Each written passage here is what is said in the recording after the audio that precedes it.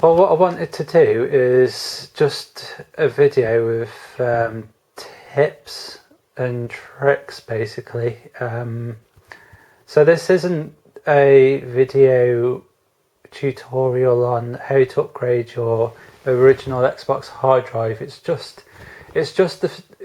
video is just going to be like discussing what these tutorials don't tell you. Because what I found is, I mean, it's kind of like when I was trying to do stuff with the Amiga. There's information out there, but when you're modding or upgrading something, you're kind of told how to do something, but then there's a lot of little like details that are left out, and then you end up trawling the internet and going to one forum and then another and one website and then another just for those little tidbits of information. And instead of all those bits of information being on one neat handy place, they're all over the place, and you have to go all over the place and pull all the little bits just to make that bit of information whole, and it's really bloody annoying. So that's what this video is about. So basically, I upgraded my soft modded Xbox hard drive from the stock 8GB thing up to a 500GB. So that allowed me to install quite a lot of emulators, which the original Xbox is really good at handling. And I can also install quite a lot of games onto the hard drive, which obviously cuts down on loading times and whatnot. So it's a win-win situation. And I think if you've got an original soft modded Xbox, then it's kind of something that you need to do at some point if you're serious about putting quite a lot of emulators and stuff on there. So let's see. The first thing I'm going to talk about is the hard drives themselves. So the original Xbox actually uses a IDE hard drive, and actually they're quite expensive nowadays. Obviously with all PCs nowadays using SATAs, the IDE hard drives now are starting to get phased out. Of course, there's certain devices that still use IDE hard drives, but they are starting to get phased out now, so I'm sure at some point they're gonna kind of become obsolete. So if you're buying an IDE hard drive, just make sure that it's lockable. Now this is really, really important. There are a couple of lists on the internet. All you have to do is type into Google the list of IDE hard drives that are lockable for the Xbox, something like that, and it'll come up with a few places where it's got these lists. And basically these lists will have all the details of a load of make and models that people have entered into these lists, and it will tell you whether the certain hard drive that you're looking at is lockable. And so all you need is the make and the model number, and check that against the list, and it'll tell you whether it's lockable. Now it has to be lockable. I don't know the details of why it has to be lockable. I can only assume, and don't quote me on this, I'm not 100%, but I just assume it's something to do with the security. You know, Microsoft likes to keep things locked down and watertight. That's what I put it down to. So if you buy a hard drive, an IDE hard drive or whatever, and it's not lockable, then this isn't going to work. You need one that's lockable. So if you find a hard drive, just check it against the list. The other thing is, I think the list that I've seen, they only go up to the year 2000.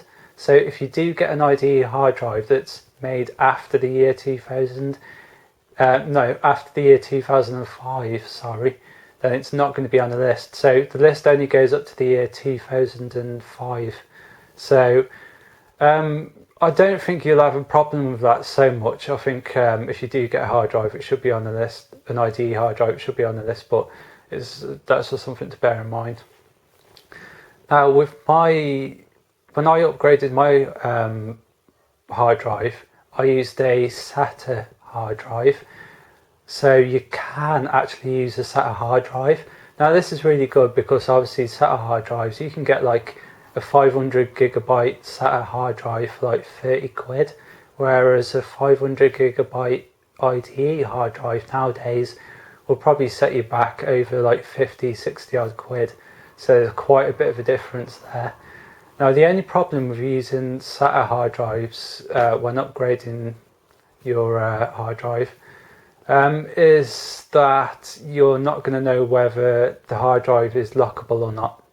So basically, if you decide to use a SATA hard drive, you're not going to know whether it's lockable or not, because the lists that are out there, they don't list SATA hard drives. They only tell you about the IDE hard drives and whether they're lockable or not. So if you do buy a SATA hard drive, you're running the risk that you've just wasted money on that hard drive and that it's not going to work.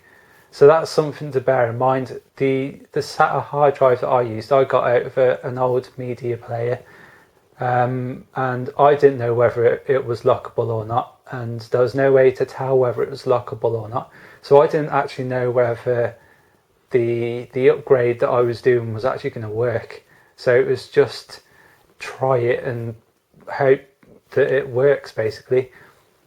The other thing with using SATA hard drives is you need to use a IDE to SATA converter.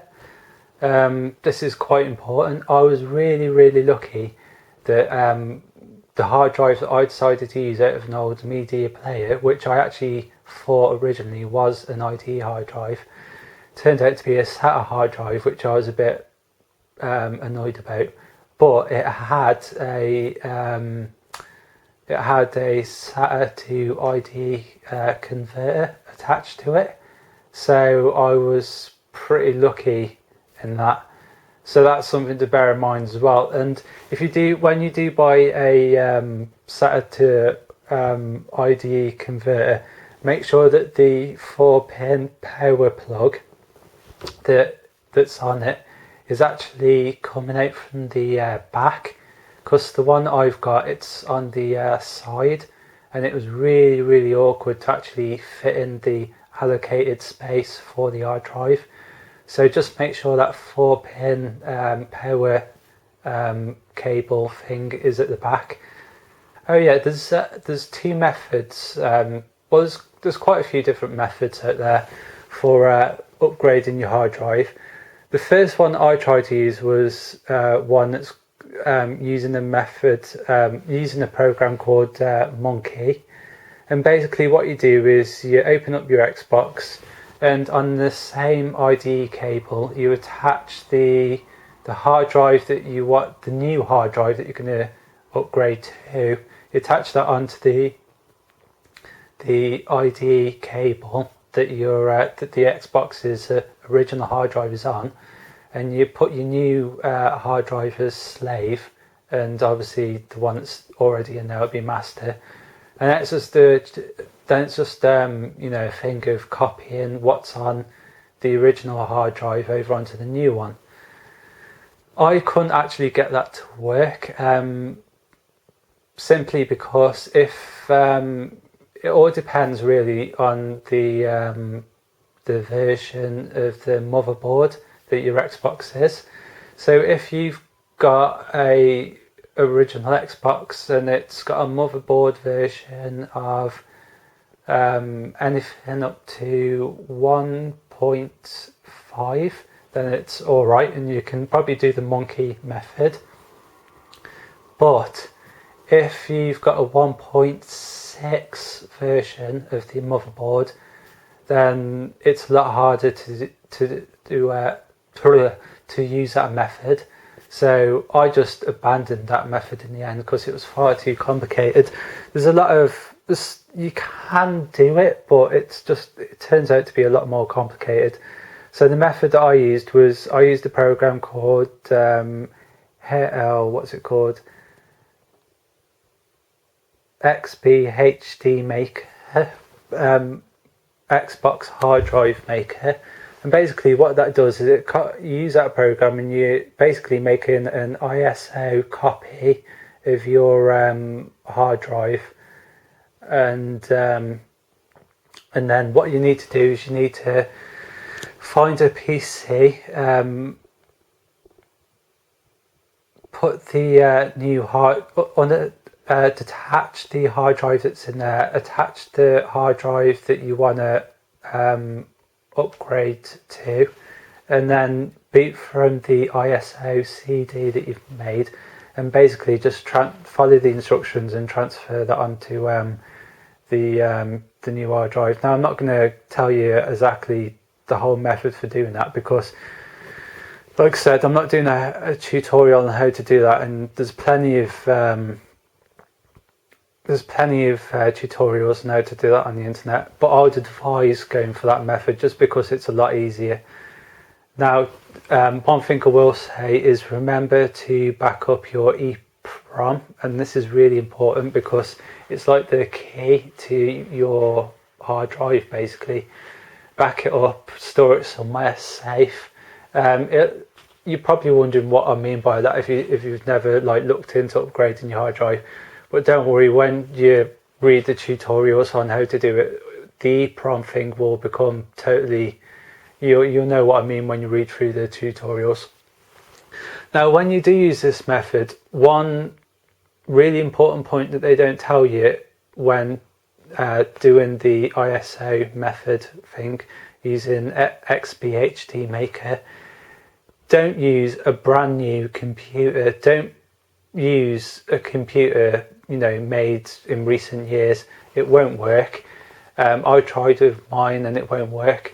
A lot of brand new computers now come with a ton of different devices attached to the computer, and there's the whole master slave issue thing going on, and I couldn't figure it out. Basically on my computer I've got two DVD ROMs on there. One's just a normal DVD ROM thing, and the other one's a DVD ROM rewriter. And then I've got all compact flash and memory card stick, things in it.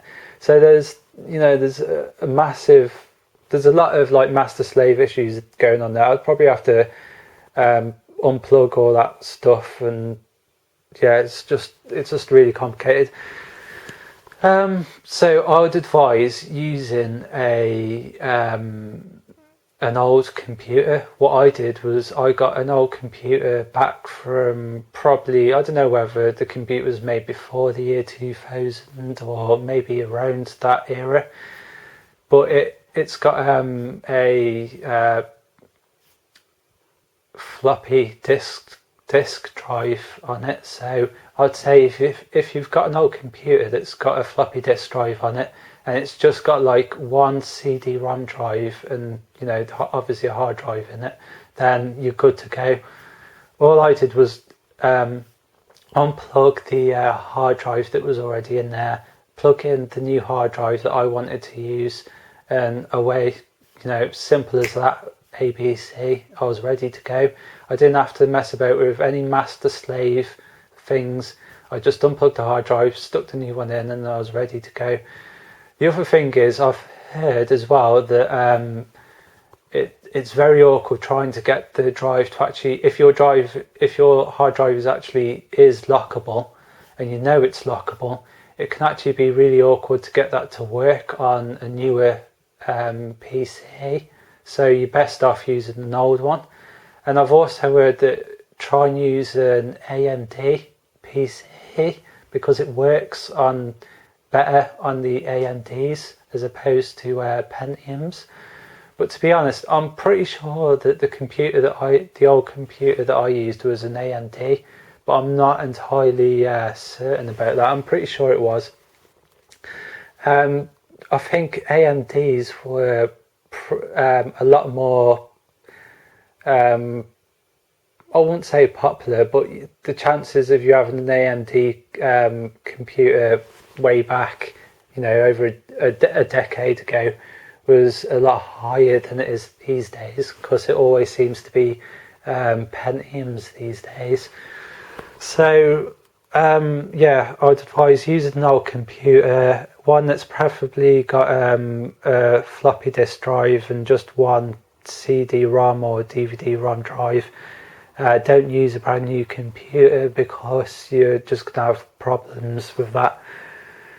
Is there anything else that I've left out? I think that's it, guys. It was just a quick tips and tricks video, really. So I hope that helps if you're thinking of upgrading your modded original Xbox hard drive.